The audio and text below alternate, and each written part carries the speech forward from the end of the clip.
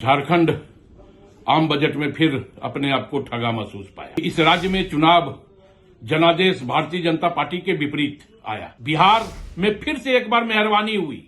पिछले बार भी मेहरबानी हुई थी क्योंकि बिहार में चुनाव है। आम बजट नहीं कहना चाहिए, इसे चुनावी बजट कह देना चाहिए।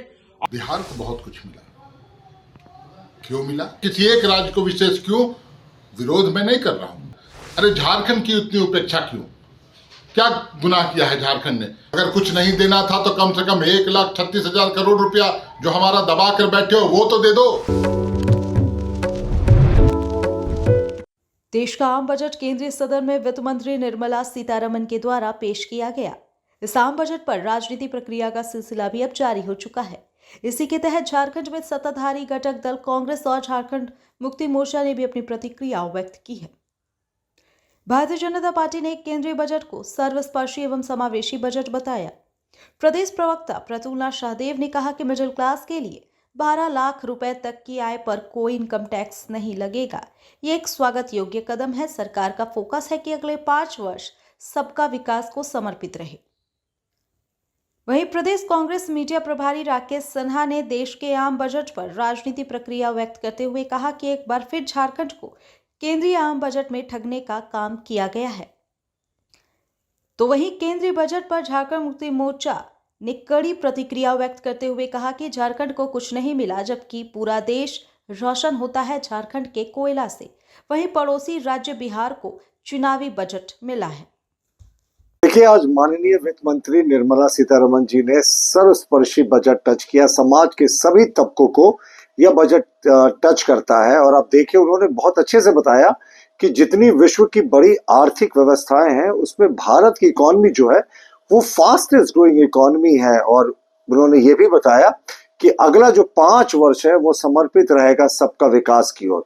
और किसानों के लिए तो विशेष खुशखबरी है क्योंकि प्रधानमंत्री धन धान कृषि योजना के अंतर्गत 100 जिलों को टारगेट किया गया है जहां कृषि पर विशेष फोकस रहेगा।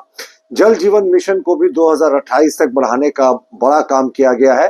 उड़ान स्कीम से 120 नए शहरों को अगले 10 वर्षों में जोड़ने की वित्त मंत्री जी की सबसे बड़ी जो है वो महत्वाकांक्षी योजना है। और मध्यम वर्ग के लिए तो उन्होंने खुशी के द्वार खोल दिए साहब। 12 लाख रुपए तक में कोई इनकम टैक्स नहीं लगेगा। तो इस तरीके से पूरा जो बजट है वो समावेशी बजट है। शहरों को भी उन्होंने नहीं छोड़ा है। 1 लाख करोड़ रुपए शहरों के विकास के लिए दिया जाएगा। तो समाज का कोई वर्ग नहीं, कोई सेक्टर नहीं जो छोड़ा गया है। और उद्योग और धंधों के लिए भी एमएसएमई सेक्टर, खास करके छोटे उद्योग धंधों पर भी उनका विशेष फोकस है। ये स्वागत योग्य बजट है।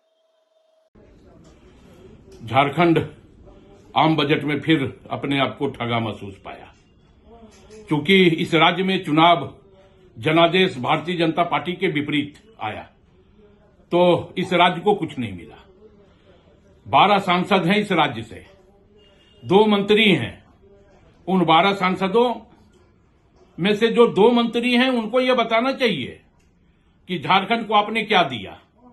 भारतीय जनता पार्टी फिर से एक बार झारखंड की जनता को छल दिया है, ठग दिया है।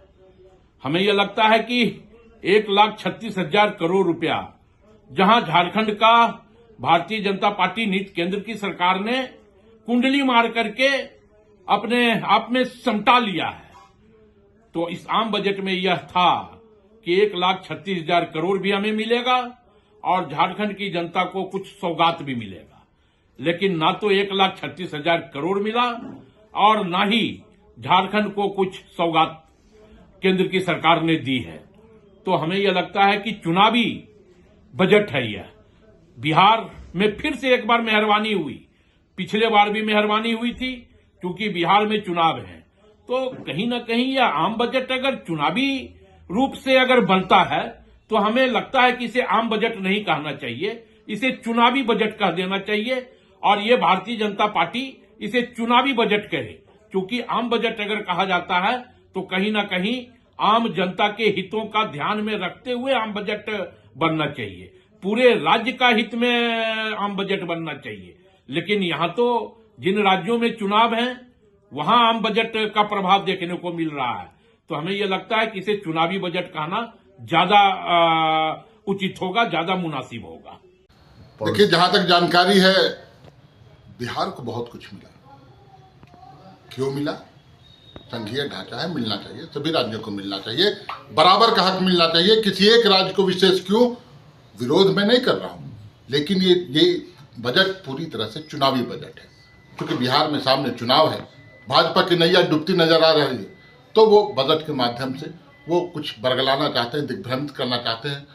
वहां किसी तरह बजट को दिखलाकर वोट कुछ मिल जाए, इस कवायद में लगी हुई है सरकार। अरे झारखंड की उतनी उपेक्षा क्यों? क्या गुनाह किया है झारखंड ने? क्या हमारे यहाँ के कोयले से पूरा देश रोशन होता है, वही गुनाह है? क्या खनिज संपदा यहाँ से ले जाकर तमाम देश उससे लाभान्वित होता है? क्या झारखंडियों की यही सजा है? आपको कुछ नहीं देना था, हम तो विशेष कुछ योजनाओं की ख्वाहिश रखे थे। हम लोगों को उम्मीद थी कि निश्चित तौर पर दलगत भावना से ऊपर उठकर केंद्र की सरकार झारखंड के लिए कुछ करेगी, लेकिन चूंकि झारखंड पूरे देश को संभालता है, सबसे ज्यादा राजस्व देने का काम झारखंड करता है, फिर इतनी उपेक्षा क्यों?